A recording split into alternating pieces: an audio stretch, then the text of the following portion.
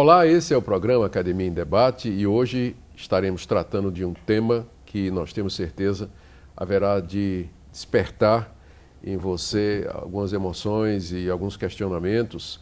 Estamos falando a respeito do fim do mundo, da escatologia. E para falar sobre esse tema estão conosco dois professores do Andrew Jumper, Dr. Heber Carlos de Campos Jr., que é doutor em Teologia Histórica pelo Calvin Seminary nos Estados Unidos, e o doutor Leandro Antônio de Lima, que é doutor em Letras pela Universidade Presbiteriana Mackenzie. Muito bem-vindos. Obrigado. E eu quero começar definindo as coisas, né? Eu usei a palavra escatologia, mas nem todo mundo sabe o que é que escatologia significa, doutor Leandro. O termo em si, escatologia, significa o estudo, a doutrina das últimas coisas, né?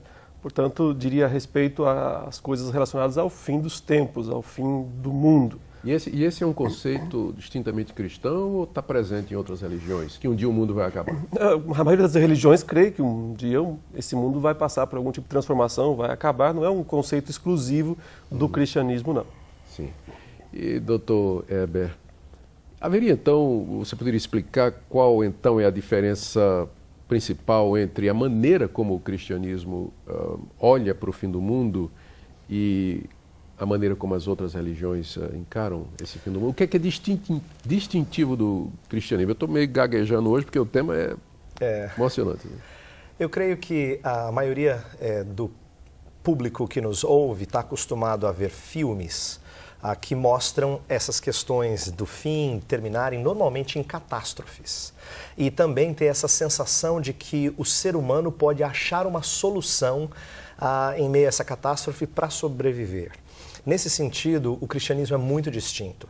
Primeiro porque, embora o cristianismo fale de coisas que aparentam catastróficas no fim, e a gente pode discutir sobre isso daqui a pouco, mas elas caminham para um fim designado, um propósito estabelecido. Então a gente fala que o cristianismo tem uma história que ela é teleológica, ela tem um fim para ser atingido. E esse fim vai ser conquistado não por nós, mas por Jesus Cristo, que é a figura central dessa história. Tá certo. Tem um livro na Bíblia, e eu creio que a sua tese de doutorado foi especificamente sobre ele, né, que é o livro de Apocalipse, Isso. que não pode ficar de fora quando a gente vai discutir essa questão toda de escatologia. E uma das grandes dificuldades que os cristãos encontram quando chega na área de escatologia é como eles vão interpretar o livro de Apocalipse, porque ele é a fonte, vamos dizer, quase que primária e fundamental para o nosso conhecimento acerca das últimas coisas. Existe uma maneira melhor, correta, superior de interpretar o livro de Apocalipse, ou a gente deve desistir completamente porque é um livro cheio de símbolos, de figura, dragão? Como é que fica a interpretação desse livro, doutor Leandro? Sem dúvida é um dos livros mais difíceis de interpretar, porque, de certa forma, nós não estamos muito habituados com o gênero literário do livro. E por isso, muitas vezes, quando se interpreta, se tenta interpretar igual se interpreta uma epístola ou uma narrativa histórica, né? Geralmente buscando o sentido mais literal do texto. E isso, no meu entendimento, pelo que eu compreendo, certamente é o grande problema na interpretação do livro.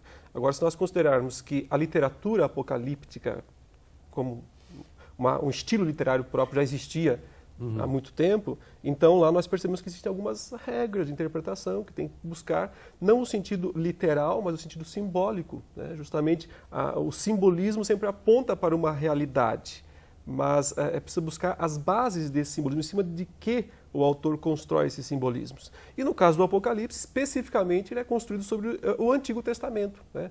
É dali que o autor vai buscar a sua simbologia praticamente toda, e então, sim, transforma isso numa teologia cristã.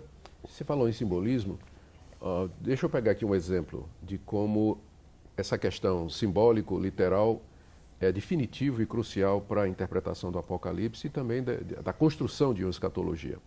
O capítulo 20 de Apocalipse, ele fala a respeito de 1000 anos. O texto diz que, João diz, né, que ele viu um anjo descer do céu, que tinha uma grande corrente, amarrou o grande dragão, a antiga serpente, e colocou selo sobre ele durante 1000 anos, para que ele não mais enganasse as nações. E depois o texto diz que é necessário que Satanás seja solto durante um tempo. Então, Apocalipse 20 fala de 1000 anos em que Satanás estaria preso. Só que esse capítulo ele vem depois do 19, onde já se falou sobre a vinda de Jesus Cristo.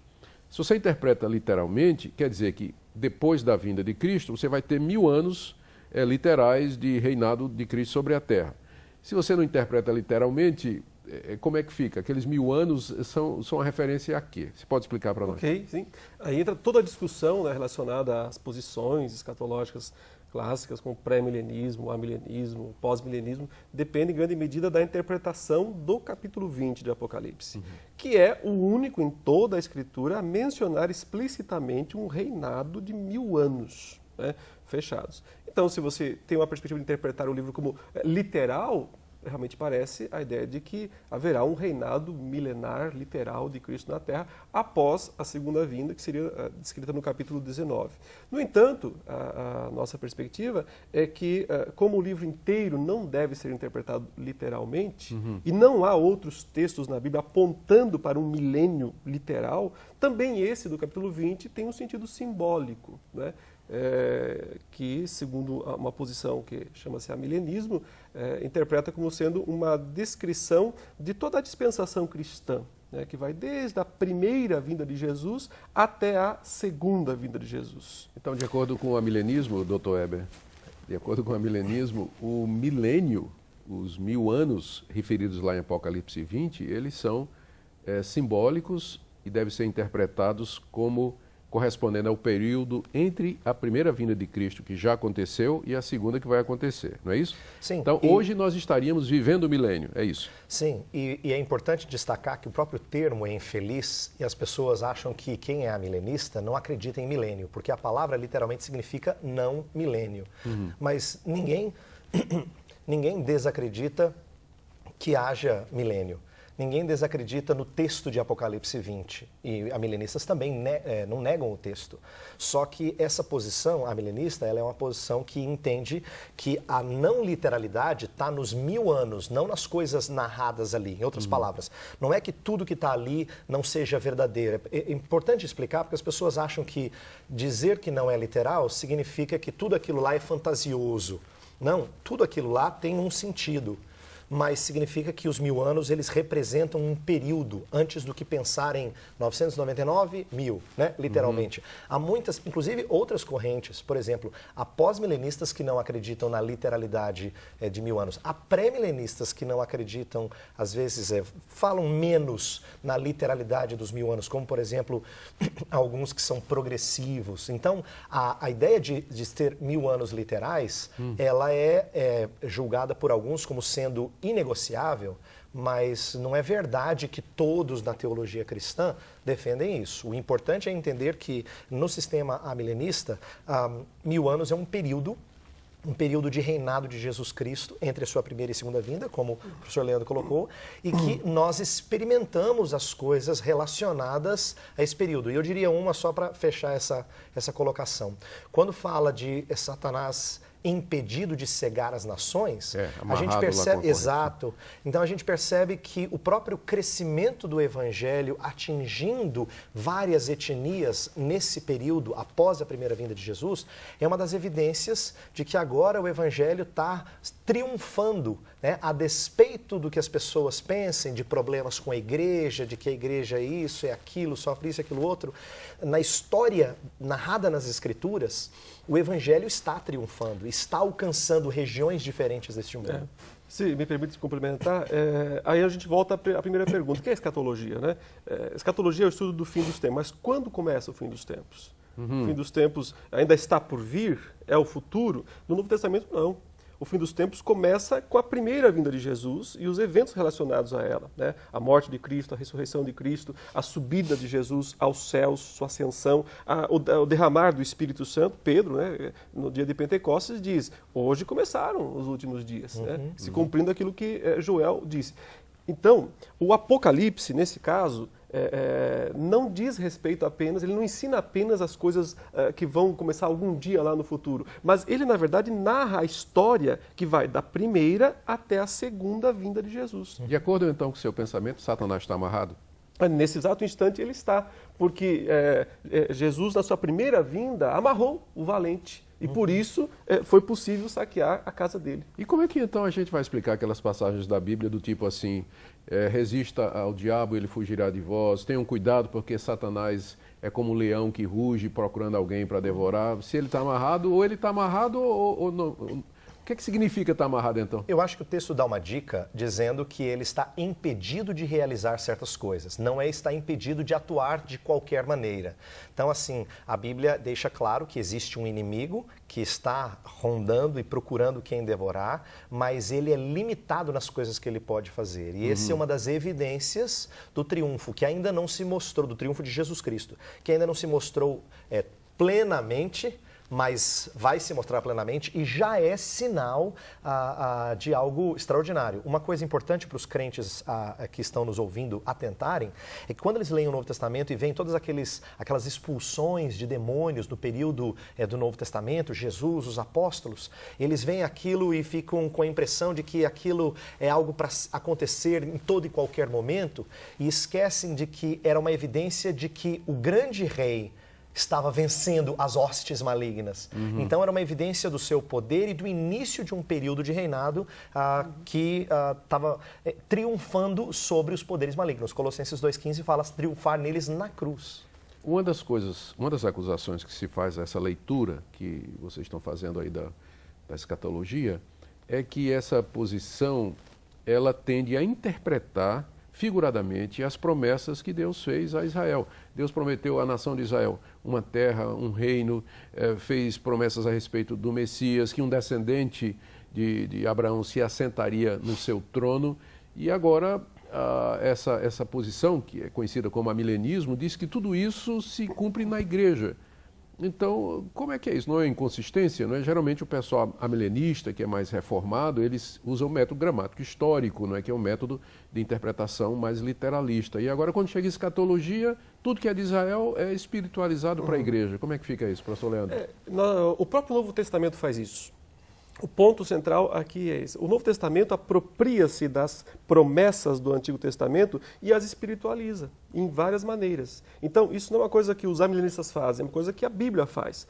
Um caso bem fácil de identificar é quando em Atos 15, né, Tiago se pronuncia a respeito da inclusão dos gentios na fé, ele cita a profecia de Amós, que diria a respeito ao levantamento do tabernáculo caído de Davi, que qualquer pessoa pensaria que diria respeito a um reinado literal de Davi aqui neste mundo. Ele diz, se cumpriu hoje aqui na inclusão dos gentios na igreja. Então, é o Novo Testamento que faz isso. Ele mostra que as profecias que pareciam ser literais no Antigo Testamento têm cumprimento espiritual no Novo Testamento. Isso... Eu diria, para complementar, eu diria que é fundamental para uma boa e sadia hermenêutica a gente entender que a figura, o prisma pela qual as profecias do Antigo Testamento passam para chegar no Novo Testamento é a pessoa de Jesus. Sim. Ele é o cumprimento literal de muitas coisas, mas mostrando coisas mais sublimes na igreja. Então, eu diria, em resposta a essa pergunta,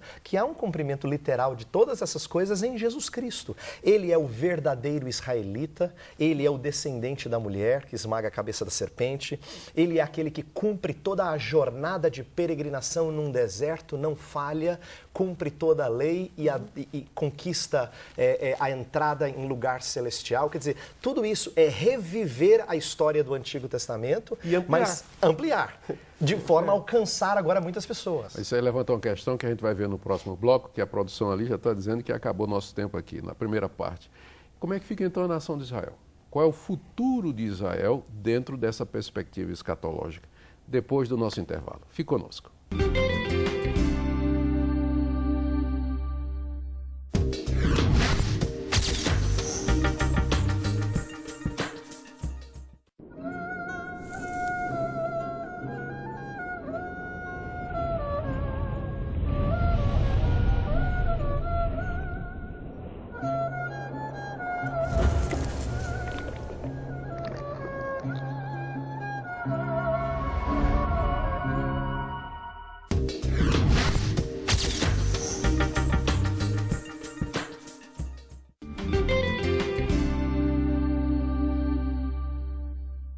Estamos de volta com o nosso programa Academia em Debate e o tema de hoje é escatologia, a doutrina das últimas coisas.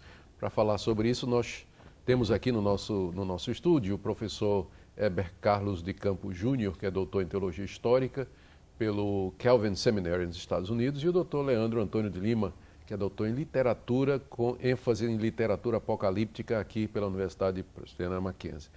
No primeiro bloco, nós falamos a respeito de como o Novo Testamento toma as promessas feitas a Israel, promessa de restauração, de reino, de posse de terra, de uma descendência que abençoaria o mundo, e transfere para a pessoa de Cristo e para a igreja.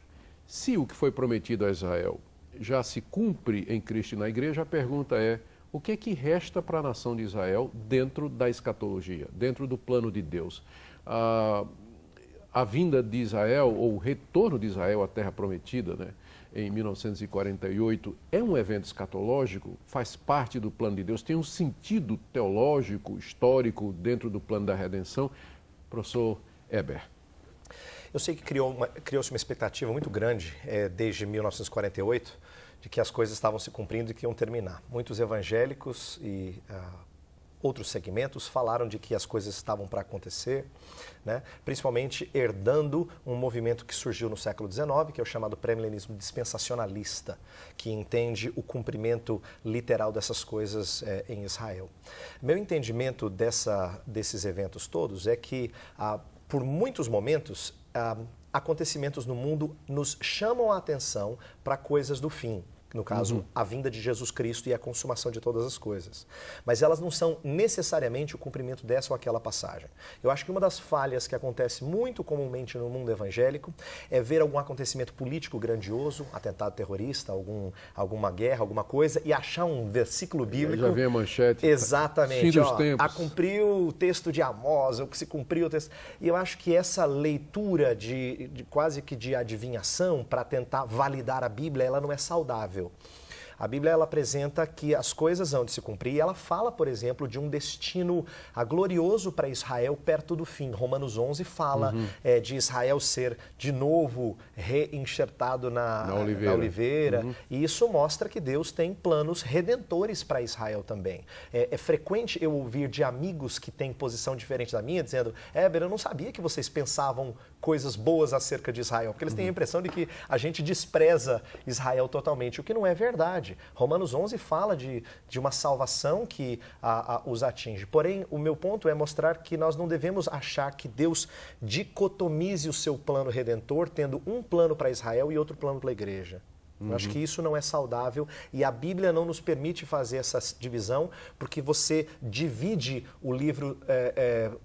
a escritura em duas partes. Não há continuidade entre o Antigo e o Novo.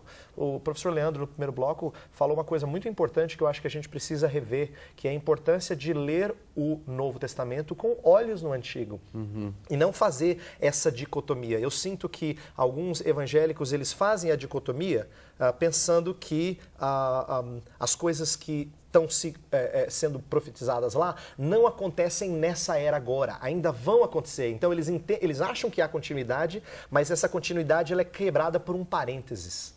E isso que é muito ruim, sem entender que Jesus Cristo, na sua primeira vinda, já cumpre muitas coisas do Antigo Testamento. Você falou aí em sinais.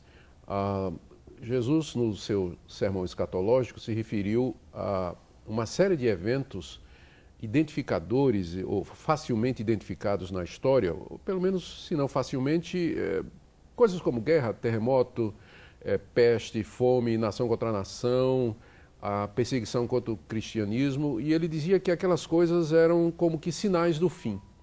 Em que sentido as guerras e terremotos? Porque desde que Jesus disse isso, há 2000 anos atrás, professor Leandro, essas coisas vêm acontecendo. Sim. Então, em que sentido estas coisas são sinais do tempo? Elas indicam a proximidade da vinda de Jesus? Podemos marcar, então, uma data aproximada para a vinda de Jesus, com base nesses sinais, dizer, olha, está chegando, está ficando cada vez pior, ou esses sinais têm algum outro propósito? A expectativa do cristão, né, à luz do Novo Testamento, tem sempre de esperar a vinda. Pode acontecer a qualquer momento. Agora, ninguém pode marcar uma data, né? Isso seria ir além do que a Bíblia revela. Em Mateus 24, o Jesus está respondendo a duas perguntas, né? 3 mais 2 basicamente se polarizam. Quer dizer, ele está mostrando, os discípulos estão mostrando para ele Jerusalém, as construções grandiosas, para que ele se admire, ele então diz, olha, não vai ficar pedra sobre pedra aí que não seja derrubada. Os discípulos perguntam, quando é que vai acontecer isso e que sinal haverá da tua vinda e da consumação dos séculos? Isso. Então eles unem como se fosse uma coisa só na visão dos discípulos. Se Jerusalém for destruída, isso vai significar a vinda de Jesus e a consumação dos séculos. E Jesus então passa a responder falando das guerras, das perseguições, da fome, das pestes, sem deixar claro, olha, isso é para lá, é para a destruição de Jerusalém, e isso é para cá, é para o fim do mundo. Por isso eu entendo que uma coisa espelha a outra. Então, a destruição de Jerusalém lá no ano 70 foi uma espécie de fim do mundo em miniatura, né? Um resumo do que será realmente a consumação do século. Portanto, estes sinais acompanham toda a dispensação cristã, se acentuando nos 2 momentos-chave, no caso o ano 70 e aquele que será o momento da segunda vinda de Jesus. Então, só no sentido de que são indicadores, né, que mostram que a vinda de Jesus vai acontecer de fato, mas com eles, no meu entendimento, não é possível dizer vai ser daqui 2 meses, daqui 3 meses ou daqui 1 ano, algo assim. E o anticristo, professor Heber? O anticristo, ele normalmente é tratado como um desses sinais. Então, fazendo o link com os sinais, a oposição a Jesus Cristo, né, as coisas que se apresentam contra Jesus Cristo, anticristo, elas são parte desses sinais. É evidência de que Satanás e as hostes malignas não querem ser vencidas assim facilmente, elas não vão se sujeitar facilmente antes de tentar fazer todo e qualquer tipo de oposição. E aí vem a figura do anticristo. A Escritura fala não só de anticristo no singular, mas de anticristos, para mostrar que no decorrer desse tempo que o professor Leandro já ressaltou, desde a primeira vinda de Jesus Cristo até a última vinda, sempre haverão anticristos, pessoas se colocam contra Cristo, mas ela também dá evidências de uma figura que simboliza isso mais fortemente perto do fim. Por isso que essa ideia de se intensificar perto da segunda vinda de Jesus Cristo. Então, uma figura que incorpora toda essa oposição. O anticristo, como normalmente nós falamos, seria essa incorporação mais intensa da oposição aos cristãos. Professor Leandro, o Papa é o anticristo? Deixa eu explicar a pergunta, porque pode parecer estranho. Não é nada de preconceito aqui. É que na Confissão de Fé de Westminster, que é a confissão de fé adotada pelas igrejas presbiterianas no mundo todo, quando trata na seção das últimas coisas, os estudiosos que no século XVII escreveram a Confissão de Fé de Westminster, eles disseram lá claramente que o Papa é o anticristo. E agora? Essas nuances mais históricas eu deixo para o Dr. Heber, que é doutor em especialista história, né? em teologia histórica. O Papa, na sua posição, muitas vezes, de ocupar o lugar de Cristo e de ter, inclusive, o nome de vigário de Cristo, né? Ou seja, o substituto de Cristo, ele se coloca, assim, como um anticristo. Porque anti não quer dizer só contra, mas também em lugar de. Né? Então, nesse sentido, quando o Papa advoga para si essas prerrogativas que pertencem a Cristo, ele está sendo, de fato, um anticristo. Agora, se ele será o anticristo escatológico, o último grandão que falta, isso a história vai ter que dizer. Né? Professor Heber, qual a origem dessa ideia na Confissão de Fé? A Confissão de Fé ela foi escrita num período de intensas disputas, guerras na Inglaterra, em que o parlamento estava se opondo ao anglicanismo da época, que era fortemente favorável a uma aproximação da Igreja de Roma. Então, o arcebispo William Laud, que era o cabeça da Igreja Anglicana, havia proibido todos os puritanos, aqueles que estavam propondo mudanças na Igreja inglesa, que fizesse qualquer referência ao bispo de Roma com anticristo. Então, eu creio que a Confissão de Fé de Westminster ela foi uma reação a esse tipo de paquera, por assim dizer, entre o anglicanismo high church, que é o anglicanismo mais elevado, mais rebuscado, com Roma, e por isso originou-se. Eu estou de acordo com o professor Leandro em dizer que o papado, eles não estavam falando de nenhum papa específico, mas do sistema, né, do papado, ser alguém que se coloca no lugar de Cristo e atribui ao bispo de Roma uma força, um poder, uma autoridade que Deus não concede a nenhum individualmente, né? Aí, nesse sentido, sim, é anticristo, mas nós não temos essas profecias para adivinhar antecipadamente quem é o anticristo. O anticristo. Vai ter arrebatamento? Sim, claro que sim. A Escritura fala disso. 1 Tessalonicenses 4, que é um texto-chave, fala de sermos reunidos com Cristo para estarmos para sempre com Ele. E quando vai ser? Então, há uma disputa muito grande sobre, né, se é pré-tribulacionista, pós-tribulacionista, midi-tribulacionista. A disputa é tentar entender, perto da vinda de Jesus Cristo, quando é que acontece isso. Meu entendimento é que crentes perdem o sentido de tribulação quando eles acham que a igreja será arrebatada e não passará por tribulação. Por quê?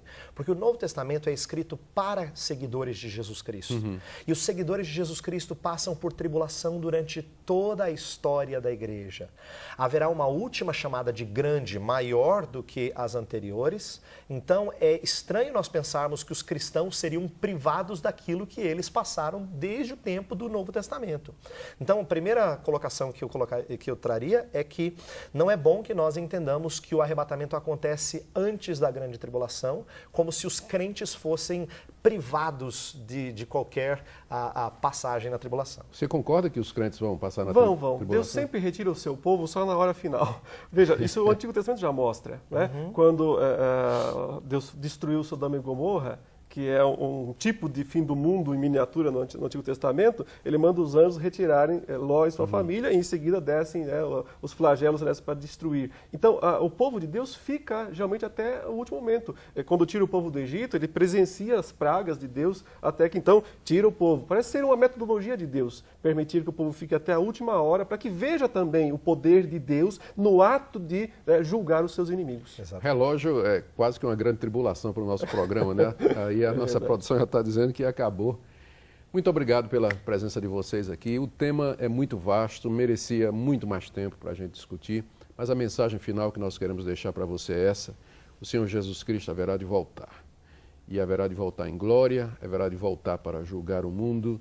E a pergunta é: em que situação você estará quando Ele vier, não mais para salvar, mas para exercer o seu direito e a sua autoridade como Filho de Deus e Senhor de toda a história. Esse é o programa Academia em Debate, agradecendo a sua audiência e até o próximo programa, se Deus quiser. Até lá.